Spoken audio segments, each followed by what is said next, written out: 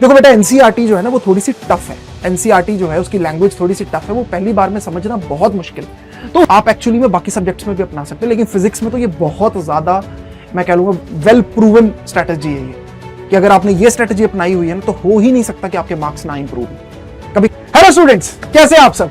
आ गया हूं मैं आपके एक और प्रॉब्लम का हल लेकर। प्रॉब्लम यह है कि बहुत सारे बच्चों का कहना है कि उन्हें यह नहीं पता कि नोट्स कैसे बनाएं। पर नोट्स हम बना रहे हैं, प्रॉपर एनालिसिस कर रहे हैं, सब कुछ हो रहा है, लेकिन हमारे नोट्स फिर भी हमें इनसफिशिएंट फील हो रहे हैं। ऐसा नहीं लग रहा कि ये नीट के लिए प्रॉपर नोट्स हैं सर।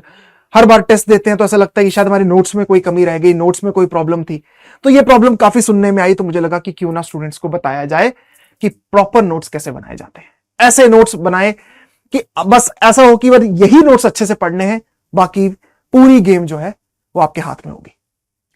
तो बेटा आओ जल्दी से बताता हूं आपको कि कैसे नोट्स बनाए जाएं, किस तरीके से एक प्रॉपर स्ट्रेटजी के साथ नोट्स बनाए जाते हैं, एक प्रॉपर स्ट्रीमलाइन तरीके से नोट्स बनाए जाते हैं।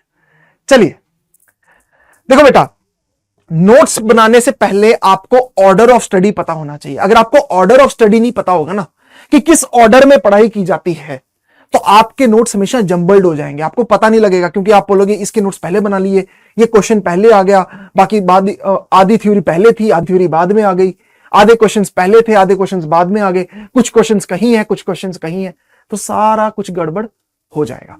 तो पहले आपको ऑर्डर ऑफ स्टडी पता होना चाहिए कि मुझे पढ़ना किस ऑर्डर में है।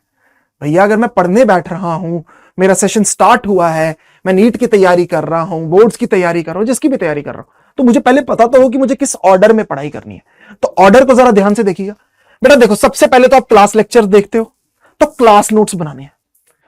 क्लास नोट्स बनाने हैं थ्योरी और क्वेश्चंस के। थ्योरी के नोट्स अलग बनाइए, जो आपके क्वेश्चन के नोट्स हैं वो अलग बनाइए। अगर हो सके तो 2 कॉपी ले लीजिए, 2 कॉपी लेकर बैठा करो, एक जगह क्वेश्चंस लिखा करो, एक जगह थ्योरी लिखा करो। ठीक है, मैं आगे बताऊंगा किस तरीके से करना है सब कुछ। अभी सिर्फ स्टार्टिंग का पोर्शन सुनिए। सबसे पहले आपके क्लास नोट्स आते हैं। ठीक है, जब आपने ये पढ़ लिया, एक बार क्लास में आपका चैप्टर हो गया। देखो बेटा, एनसीईआरटी जो है ना वो थोड़ी सी टफ है। एनसीईआरटी जो है उसकी लैंग्वेज थोड़ी सी टफ है, वो पहली बार में समझना बहुत मुश्किल है। तो उसके बाद आप जंप करेंगे एनसीईआरटी पे। अब आप एनसीईआरटी पढ़ोगे तो आपको एनसीईआरटी की कॉम्प्लेक्स लैंग्वेज समझ आएगी, क्योंकि अब आपका बेस बन चुका है। आपने एनसीईआरटी पढ़ ली, उसके बाद अब आप डीपीपी मॉड्यूल पे आओगे, क्योंकि डीपीपी मॉड्यूल के क्वेश्चंस भी अच्छे होते हैं। अब आपको एनसीईआरटी की भी पूरी नॉलेज होगी, तो एक होलिस्टिक नॉलेज के साथ जब आप डीपीपी और मॉड्यूल को अटेम्प्ट करोगे तो आपके अच्छा स्कोर आएगा। फिर आ जाइए आप रेफरेंस बुक्स पे। कुछ ना कुछ रेफरेंस बुक आपने रखी होगी, कुछ भी अरिहंत वगैरह, कुछ भी जो भी है, चाहे आपको लग रहा है कि चलो मेरे कोचिंग मॉड्यूल ही सफिशिएंट है तो भी ठीक है, तो आप लोग रेफरेंस बुक पे आ गए, रेफरेंस बुक के सवाल सॉल्व किए। फिर आप आते हो टेस्ट सीरीज पे कि अब हम टेस्ट सीरीज करेंगे, अब हम टेस्ट सीरीज के सवाल करेंगे। ये सब चीजें आपके शेड्यूल में अलाइंड होनी चाहिए। अब इन सब का फायदा कैसे लेना है ये मैं आपको बताऊंगा। इन सब की हेल्प से नोट्स कैसे बनाए जाते हैं। नोट्स सिर्फ क्लास से नहीं बनाए जाते, इन सब मटेरियल की हेल्प से नोट्स बनाए जाते हैं। तो आपको सबसे पहले ये बात समझनी है कि आप नोट्स 2 तरह के होते हैं। एक आपके आते हैं थ्योरी नोट्स और एक आते हैं क्वेश्चन के नोट्स। ये दोनों आपके पास होने चाहिए, 2 सेपरेट कॉपीज में होने चाहिए। सबसे पहले थ्योरी नोट्स पे आ जाते हैं। थ्योरी नोट्स में आपको क्या करना है, देखिए मानिए स्टार्ट किया आपने, चैप्टर नेम लिखा, हेडिंग लिखी जो क्लास में टीचर ने लिखवाई, फिर सब हेडिंग आ गई, फिर आपने जो भी क्लास में उसने करवाया वो किया। क्लास में नहीं कर पाते, एनोटेटेड पीडीएफ आपको मिलती होगी, फिर भी आपको खुद सॉल्व करके देखना है कि ये क्या है, ये क्या है, ये डेफिनेशन क्या लिखवाई थी, खुद से लिख के देखनी है। जब आपने ये सारा काम कर लिया, इंपॉर्टेंट फॉर्मूलाज इस तरीके से बॉक्सेस में डाल लिए, बहुत काम आएंगे बाद में। जब आप अपने नोट्स को ऐसे ऐसे जल्दी जल्दी पलटोगे ना, तो वो बॉक्सेस वाले जो नोट्स होते हैं ना, जो बॉक्सेस वाले जो फॉर्मूलाज होते हैं, वो तुरंत क्लिक करते हैं, तुरंत 1 मिनट में। तो ये चीज आ गई। जब ये चीज आपने एक चैप्टर के लिए कर ली, फिर आपने छोड़ने हैं 2 पेज, उसके बाद अगला चैप्टर शुरू करना है। 2 पेज आपको छोड़ने हैं। क्यों छोड़ने हैं? क्योंकि सर अभी तो आपने सिर्फ क्लास नोट्स वाला काम किया है, अब मैं एनसीईआरटी पढ़ूंगा। NCERT is like a Bible भैया, एनसीईआरटी से ही एनटीए जो रेफरेंस है वो एनसीईआरटी से ही लेता है, तो एनसीईआरटी तो पढ़नी पड़ेगी। और हो सकता है एनसीईआरटी में आपको कुछ ऐसे पॉइंट्स मिल जाएं जो आपको फील हो कि यार ये मेरे नोट्स में एडिड होनी चाहिए। ठीक है, एनसीईआरटी से क्या करो, अगर आप लिख सकते हो तो बहुत अच्छी बात है, वहां से थ्योरी ली और लिख डाली वो जो 2 पेज खाली आपके पास थे। एनसीईआरटी की भी और रेफरेंस बुक की भी, ये दोनों आपने लिख डालने हैं अपने नोट्स में, वो भी ऐड हो गए। तो थ्योरी आपकी सारी ही ऐड होगी। अगर आप देखोगे तो क्लास नोट्स वाली भी ऐड हो गई, एनसीईआरटी की भी ऐड हो गई और रेफरेंस बुक की भी ऐड हो जाएगी। ठीक है, अगर आपको लग रहा है कि सर ये एक पोर्शन ज्यादा है, लिखने में आलस आ रहा है, नहीं आना चाहिए वैसे तो, अगर आ रहा है तो आप अपनी बुक को, तभी मैं कह रहा हूं एनसीईआरटी को ऐसा गंदा मत किया करो, ऐसे लाइन लाइन मार मार के इस तरीके से नहीं।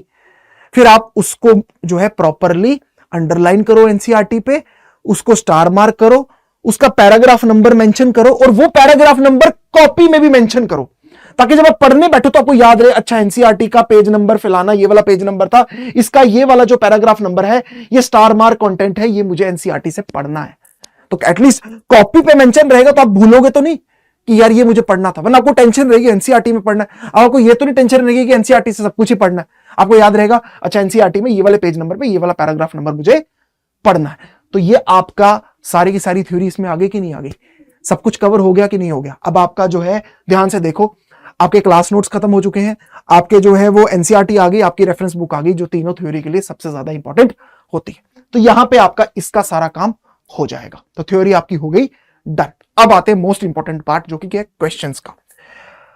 क्वेश्चंस क्या, ऑब्वियसली क्वेश्चन के लिए आपको सेपरेट कॉपी चाहिए, किस तरीके से किस ऑर्डर में आपको करना है काम वो भी देखिए।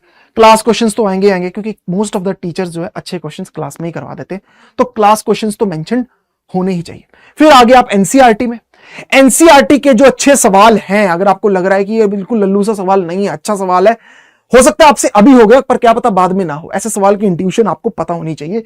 उस सवाल का आपको पेज नंबर मेंशन करना है, उसका सॉल्यूशन तो लिख के रखना है, ठीक है। चाहो तो क्वेश्चन लिख लो, बहुत अच्छी बात है, नहीं लिख सकते तो एटलीस्ट कोई आप पेज नंबर मेंशन कर लो और बता दो एक्सरसाइज प्रॉब्लम नंबर ये है, ये इसका सॉल्यूशन है, ये इस कॉपी पे। उसके बाद रेफरेंस बुक के लिए भी सेम करो, पेज नंबर मेंशन करो, क्वेश्चन नंबर मेंशन करो, सॉल्यूशन लिख दो। सॉल्यूशन कोई बड़ा साफ लिखने की जरूरत नहीं, मैं नहीं चाहता तुम 4-5 पेन इस्तेमाल करो, बड़ी फैंसी कॉपी हो तुम्हारी, नहीं कोई बात नहीं, मैं देखूं मुझे ना समझ में आए कोई दिक्कत नहीं है, तुम्हें समझ में आना चाहिए क्या लिखा हुआ है, बस उतने आंसर्स तुम्हें समझ में आने चाहिए। तुमने ये मेंशन कर लिया, उसके बाद तुम आगे डीपीपी मॉड्यूल पे। डीपीपी मॉड्यूल के भी सभी क्वेश्चंस तो ऐसे नहीं होंगे, मैं ये क्यों करवा रहा हूं तुमसे, ये क्यों मेंशन करवा रहा हूं, क्योंकि ये सब तुम्हें रिवीजन में काम आने वाला है। ऐसे तो तुम रेफरेंस बुक के सारे ही क्वेश्चन सॉल्व करोगे, ठीक है, यहां पे भी तुम जब एनसीईआरटी के करोगे तो सभी क्वेश्चंस देखोगे ही, लेकिन जो मेंशन जो है सॉल्यूशन वगैरह वो तुम्हें उनके करने जो इंपॉर्टेंट सवाल है, क्योंकि रिवीजन में वही काम आने वाले।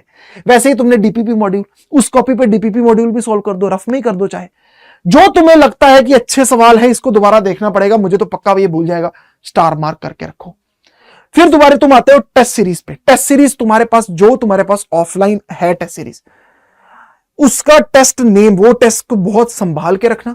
अगर ऑनलाइन कोई टेस्ट दे रहे हो तो आपके पास पीडीएफ होगी, वहां से उसको रिपोजिटरी में डाल के रखो, अपने फोन में फोल्डर बनाओ, बना के रखो ये, और वो जो फोल्डर का जो नाम रखोगे या टेस्ट का जो नाम रखोगे वो मैं बताता हूं उसका क्या करना है आप लोगों को। वहां उसमें भी कुछ ना कुछ स्टार मार्क होंगे, टेस्ट के सारे सवाल दोबारा तो नहीं करोगे, टेस्ट के जो स्टार मार्क क्वेश्चंस आपके होंगे उनको आपको क्या करना है, स्टार मार्क करना है। और फिर आपने क्या करना है, वहां पे अपनी कॉपी में मेंशन करना है टेस्ट का नेम क्या है, चाहे टेस्ट हो, चाहे डीपीपी हो, चाहे मॉड्यूल हो, उसका नेम मेंशन करके क्वेश्चन नंबर मेंशन करना है आपको, कि टेस्ट नंबर 7 ये मैंने दिया था, इसका क्वेश्चन नंबर 4 इंपॉर्टेंट है, और वो आपके पास, ये सब चीजें आपके टेबल के आसपास ही होने चाहिए, बहुत ज्यादा इंपॉर्टेंट है। अब जब ये सब चीजें आपके नोट्स में रहेंगी, बेटा जरा खुद सोच के देखो, अगर ये सब चीजें आपके पास मेंशन्ड रहेंगी, अब की बार आपने प्रॉपर सीक्वेंस में किया हुआ है, अब आप रिवीजन जब करने लगोगे तो एक बार सोच के देखो, सारी थ्योरी आपके पास कवर्ड है, सारी थ्योरी आपके पास कवर्ड है। आपके पास क्लास नोट से भी है, एनसीईआरटी से भी है, रेफरेंस बुक से भी है।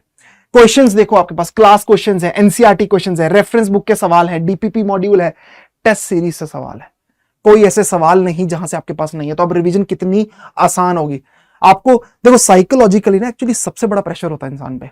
साइकोलॉजिकली क्या प्रॉब्लम होती है कि जब आपको ये लगता है ना कि मुझे अपने क्लास नोट्स भी पढ़ने हैं, मुझे जो है वो एनसीईआरटी से भी पढ़ना है, मुझे रेफरेंस नोट से भी पढ़ना है, मुझे भी टेस्ट भी देखने, तो आपके ऊपर हमेशा एक बर्डन बन के रहेगा।